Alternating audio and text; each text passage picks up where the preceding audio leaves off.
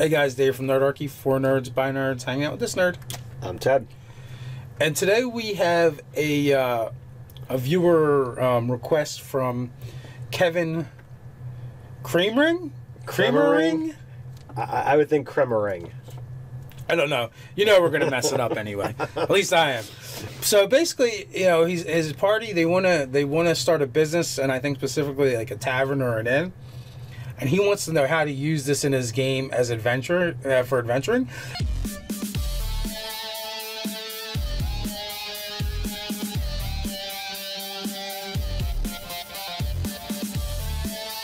Actually, one of the things I actually did do, because I think it was on Facebook, he messaged me, is I sent him a link to DMG Info's website, because he actually has something called Under the Tavern, which is like this huge mega module adventure. Ooh, nice. That he did. And he did all the terrain pieces for it, and then I believe he wrote out the adventure for it and everything. So I was like, well, there's this you could take a look at. But yeah, like that is actually exactly where I would go anyway. Like, you have a tavern, well, what's going on underneath of it? Right. You know, taverns are generally gonna have a cellar. They're gonna have possibly stables. There's definitely some areas that might need to be explored. Like, what if the stock starts going missing? You know, or maybe they don't have a stable, or not have stables. Maybe they don't have a cellar. Maybe they have a warehouse nearby, and they have to have things moved over. Like, it doesn't really matter, but like any of these locations can actually be turned into adventure locations. Right. And that's just like your standard adventure of, oh, a hole opens up. What's on the other side of it? Or things are going missing. Where's it going? Right. That doesn't even get into the fun things like, well, there's another tavern on the other side of town who you're drawing away their business, and now they're upset. The rivalry. And you can definitely do the rivalry. The Tavern Turf War, man. The Tavern Turf War. So now my question is, why have these adventurers decided, you know what, we're gonna do a little bit less adventuring, and we're gonna make the inn? Well, I would totally. I'm not that surprised, because how many times do we get like comments, emails like, all my players want to do is go hang out at the tavern and drink. Well, it sounds like those players need a beer. Yeah, maybe you need to serve alcohol in your games, and then they're like, oh, we have beer here now. I don't know. Too much alcohol is not good for the gaming experience. No, we have joked around about doing the drunk D&D, but it hasn't happened yet. Yeah, well, so there's definitely a ton of stuff you can do. You can do the attic. You can do a haunted attic. I would totally have like, since they're spending less time adventuring, I would bring in more successful adventuring parties, and talk about the quests that they've done, and have them possibly drop a map, or things that the players are like, oh well, maybe we could go investigate that. You mean you don't want to have them like navigate new town ordinances and tariffs? There's plenty of adventures that can be done, even if the players don't want to leave the city limits. But like, I don't want to play businesses and bureaucrats.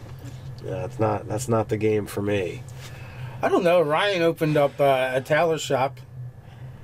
Yes, but he's not making it like the thing. That's the downtime. That's like when the quest is on, he's on.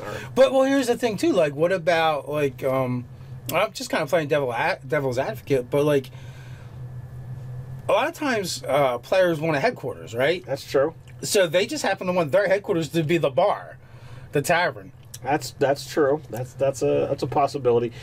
Well, it goes back to that situation of, is this a downtime activity, or is this an adventure trumping activity? So, from what he said, it sounds like it's a downtime activity. Okay.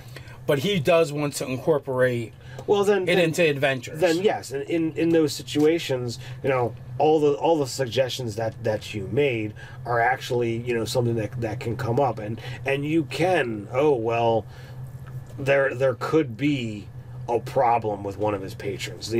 Like, okay, what happens if like a villain that they dealt with before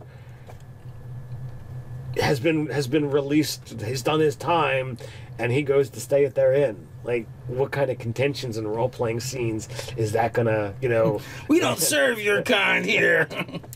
Like, what happens if that happens and he complains to the mayor? I'm now a law abiding citizen. I feel I have the right to I don't think equality was a thing in medieval times. So, well, I mean, it depends. You're like, why are you telling me? What do you want me to do about it? Well, it depends. I don't like you either.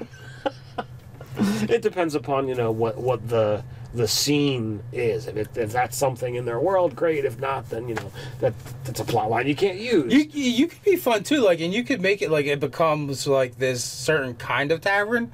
Like maybe it becomes a tavern where the adventurers all go to hang out. Right. Like you said, like you could have more successful adventurers come in, but then maybe it becomes a thing where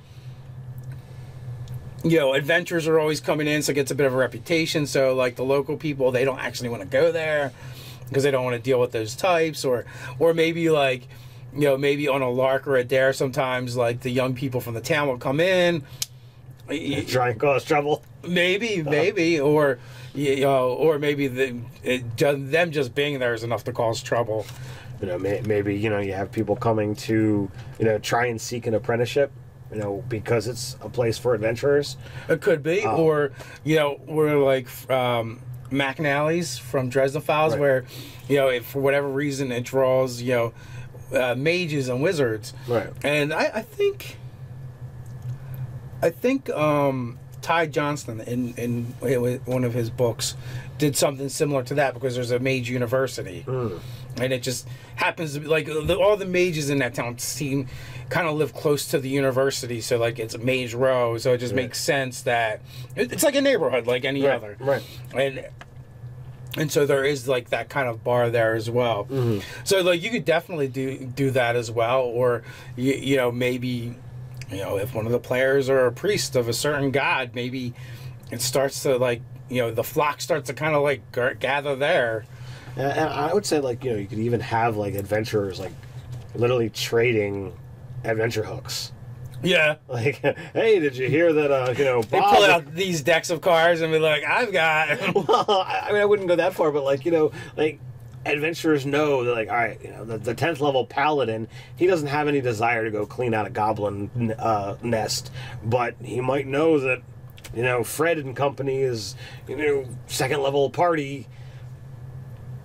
They're new to this whole thing. Why don't you guys go handle that? I've got to go deal with the dragon wormling that's right. Or causing issues. Darkling Tom is talking about how he almost lost his ass in the Dagmire swamps last week, and he ain't going back there.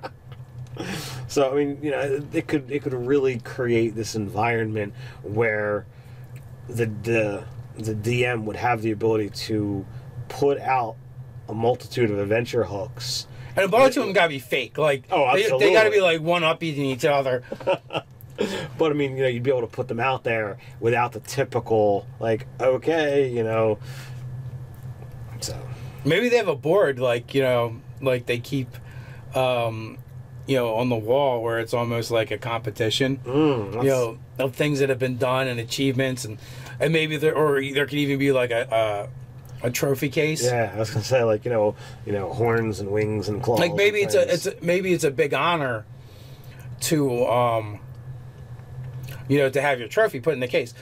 I think in Maryland or someplace like that, there's a sailor bar, and sailors would have a mug made, and the mug would be put displayed. They have them all over the place, and when a sailor would pass or could no longer sail, one of the things that they would do is they would turn the mug away from the sea or something like that. I forget exactly what it is. Right. Maybe some of you guys know.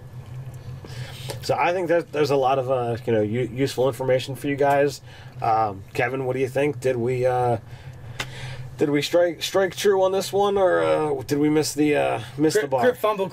Critical success. That's the question. Let us know, and you guys out there, if you want to share your thoughts to help out Kevin, please do so in the comments below. While you're at it, like, share, even subscribe.